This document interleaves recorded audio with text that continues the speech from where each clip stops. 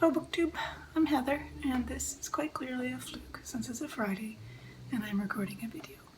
No one's going to count on this being a real return to BookTube. You need a few more in the bucket before anyone says it's a return. It's dreary, well, not drizzly, it's bucketing down rain here. And I'm not sure how long the power is going to last. And it rains here and the winds pick up above 50 kilometers an hour, going up to gusts of 70. The power tends to go out in various parts of the city and the province. But right now I have power, and I have a few books that I've read and a few that I'm looking forward to, and I thought I'd blather on about them. In terms of what I've read over the last, probably a week and a bit, there are a couple that I thought were interesting, but not necessarily particularly good. Good in the sense of a book you'd hardly recommend to somebody, or something you'd write down as a possibility to reread. And that's my usual indication that I think a book is in the pile of excellent books that I've read. A book that I'm quite likely to reread or to want to reread.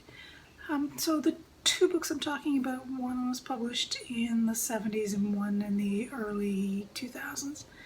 So in the 70s one I read, what is it called? Gotta check my notes because I don't remember the title correctly, which is always a bad sign. The Passion of the New Eve. Passion of the New Eve, 1977 publication by Angela Carter. And I've read very little to almost none Angela Carter, so I came into this one as a totally naive reader of Carter. And it's the story of a character named Evelyn who travels to New York, fictionalized, fantasized New York, what's in the middle of a race war. And Evelyn, who is presenting as male at that point, has a series of adventures and misadventures that take him kind of in a on-the-road journey across North America to the West Coast, where along the way he undergoes a non-voluntary sex reassignment surgery. And it's a kind of in many ways an overblown novel for a very short time. It's under 200 pages, and it's kind of a dystopian, satiric novel caught up in 1970s views of gender, sexism, and race. It's actually quite weak, I think, on race, and its gender politics are, what's the right word for this? Unpleasant, I suppose, is the best word I can use to describe it. It's not a book that has aged well and probably won't continue to age well. Overblown in some ways, and it's probably not of interest to most readers, but it's in a similar kind of territory as Kathy Acker's work would be, or Samuel Delany's work. And I think, frankly, if you're interested in kind of 1970s psychedelia and alternate points of understanding of gender and city, Delany's probably a better bet than this early or mid-career Angela Carter. So, not a great read for me.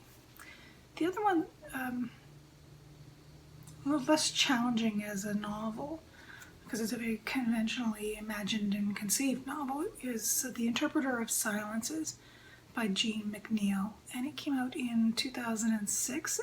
And McNeil is a Canadian writer who's lived in the UK and various places for 2 decades now.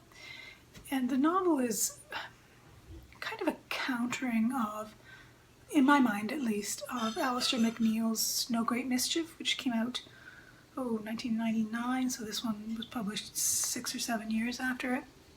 And it's the story of a woman in her 30s who returns from Toronto to Cape Breton to be involved in her father's care. There's some question about whether her father is slipping into some form of dementia. And it's the kind of novel that's quite good in describing the physical landscape of Cape Breton. So it's set along the Bredora Lakes on the northeastern side of the lakes, so closer to, say, Bedeck than St. Peter's, if you know the geography. And it's quite good in describing the physicality of the place. It's kind of flat in many ways. It's got the story of the woman coming home to see her father, and so there's family conflict over that. There's a relationship that she develops with a man who's temporarily moved into the house next door, and a New Yorker who's fled north for the summer. And he's kind of works on an NGO of some sort, and his sections of the novel are caught up in remembering trips he's made primarily to Rwanda as a rapporteur, an investigator of the genocide. So it all takes place the summer before the Twin Towers fell. So it's an odd combination of narrative lines. This kind of very conventional story of what it's like for Maritimers to come home. So there's a very typical satire of what it's like to be a local and to have incoming tourists or people who are incoming to buy up property and live in Cape Breton or Nova Scotia for the summer. Very kind of typical ways of portraying that cultural and economic conflict. And then this kind of odd juxtaposition with someone thinking about how genocide works, or how the consequences of genocide echo through people's lives. And all set in the time when the cod fishery collapsed, and industrial Cape Breton as well and truly collapsed for like a couple of decades by that point. So it's, I think, quite an uneven book. It's not an incompetently written book. I think it's uneven in its execution, but it might be of interest if you're curious about how someone writes about Cape Breton in an unsentimental fashion. Alistair MacLeod, I think, is, in contrast, quite a sentimental writer. Or if you're interested in eels. It's a book about eels in some ways. So an uneven novel. What else did I read? This is me scrolling down through my notes to find out what did I read that I'm not remembering. 2 books. One, Marianne Brooker, Intervals, which I think was nominated for the Women's Prize in Nonfiction last year. Probably last year. And this is a grief memoir, essentially. It's the story of Brooker's mother, Jane's decision to cease eating and drinking, to essentially commit slow suicide. Her mother had been dealing and suffering with progressive multiple sclerosis for more than a decade, and had been struggling with just the pain and the difficulty of that, and with the grinding poverty that austerity politics in the UK create for people in the working class or disabled. And so it's a memoir that combines 2 things. One, the grief memoir, so it's got some very well written and touching sections about grief, a daughter's grief, coming to terms with what death means or may mean. So very much in the grief memoir domain. And then the other half of the novel, not in the sense of split through the novel, but conceptually, thematically, half of the novel is dealing with themes that you'd probably be familiar with if you've read disability activists' work. So if you've read Alice Wong, you won't be surprised by some of what Brooker has to say about the consequences of the way the state does or does not care for people with disabilities. And it's quite an angry memoir when it's dealing with that, because disabled tend to fall out of economic security, and in the case of her mother, have in many ways, a horrific death. I mean, assisted suicide is not a thing in England. It is in Canada, and it is still controversial in many ways. But her mother, Jane, stops eating and stops drinking, and it takes her 3 weeks to die. So she dies at 50. I think it's also another uneven book for me. That's my word for the day, uneven. The place where I think the most unevenness comes for me is the way that Brooker tries to integrate her study of feminist theory and feminist writers, so people like Ahmed and Irigaray, into her way of understanding what's happened to her mother and to her, and to a much, much lesser extent her sister. It's not smoothly integrated. It smells a bit of the candle, I guess you'd say, if it was a 19th century novel. Brooker, I think, was only a year or 2 years out of completing her PhD, or in the last tail end of completing a PhD, when she composed the book. And it shows. It's interesting, good footnotes, all of that, but it shows. I'm not 100% convinced it's well integrated. So another one of these books that's interesting, would repay rereading, but not quite polished in the way that I had hoped. The last thing I finished this week was Olivia Manning's The Great Fortune, which came out, I think, in 1960. It's the first volume in her Balkan trilogy, which I think is pretty well known on BookTable. It's a kind of standard mid-20th century account of the early years of World War II. So it covers the story of Harriet and Guy Pringle, mostly focused on Harriet, who were newlyweds in Bucharest from the spring or summer of 1939 to the spring or summer of 1940. And it's very much one of those novels that takes a naive character, in this case it's Harriet, and moves the character through a series of events that allows the author to both satirize the people around her, poke a little bit of fun at Harriet, but also walk her through various elements of Romanian culture, Bucharest culture of the period, as people are in that kind of horrible stasis of the first year of World War II, trying to understand what's coming to them, when is the war going to start. So all that kind of stuff around phony war. Is it coming? Is it not coming? What are the Russians going to do? What are the Germans going to do? What are the Brits going to do?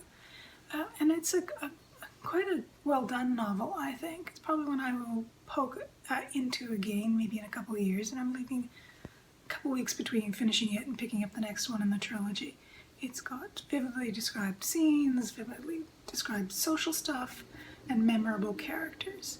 It does have some stuff that's a little, for me, uneasy making. Not the descriptions of, say, the poverty of peasants and the kind of very deliberate contrasting of poverty-stricken people with very wealthy, indolent, self-indulgent people. That seems like a very obvious kind of satiric or cultural path to explore. It's the ease with which Manning describes people as greasy. Anyone she doesn't like is a little sweaty or a little greasy. And those characters tend to be middle-aged or older women. It's a little on the unpleasant side. It's a little bit of, I would normally describe it as lazy writing if the only way you can describe somebody's moral inadequacy is to describe them as sweaty. You haven't thought far enough. But on the whole, I've really enjoyed the novel and thought it was a good novel. So that's The Great Fortune. So that's basically what I've finished this week. And I've got a stack of things that I'm going to continue to poke through. You know, the fatal error. Fatal error, always my fatal error. I have more books started than I'm finishing. So, you know, I'm keeping my borrowing even. The same number of books are coming in that are going out, mostly. But I'm picking things up and putting them down, picking things up and putting them down. It's a fatal error. So I'm hoping this week to actually finish a few things, which of course I started yesterday or the day before. So I've got 3 things here. One is a kind of a Heather Catnip book. It's called Scattered and Fugitive Things, which came out last year, so 2024. Yes, 2024, by Laura Helton. Got it here. You can tell that it's Heather Catnip because it's got flags in it already, and I've only read the first chapter.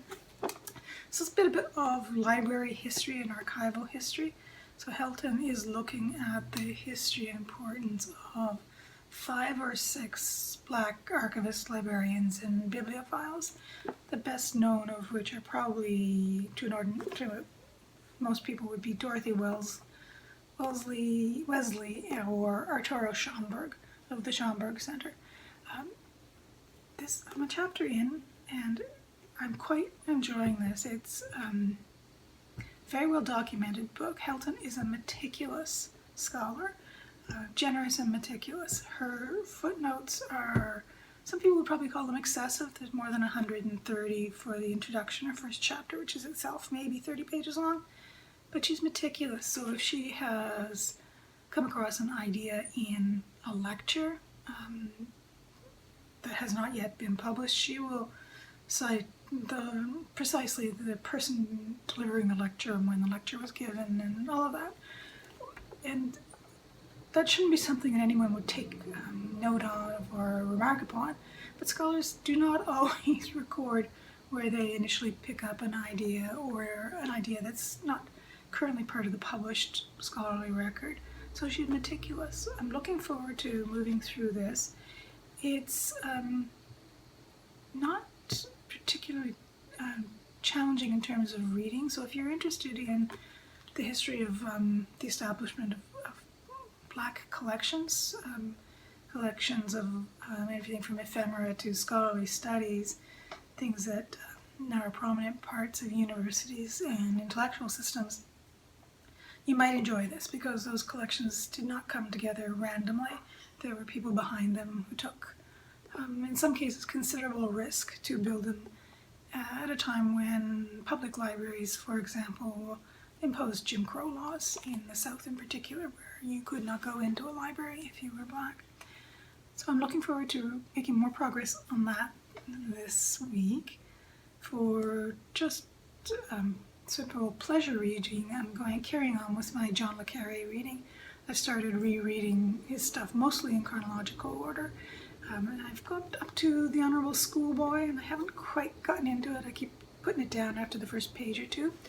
Not sure what that is, but LeCarre, this is one I haven't read before, but I am constantly surprised in this reread through all of his stuff is how fine a writer he is, how good he is at setting scenes and setting context with a great economy, and in some cases, and a little bit of a satiric bite underneath ordinary kind of, say, description of place, which I'm quite enjoying. So I'm hoping to make progress in the Honourable Schoolboy.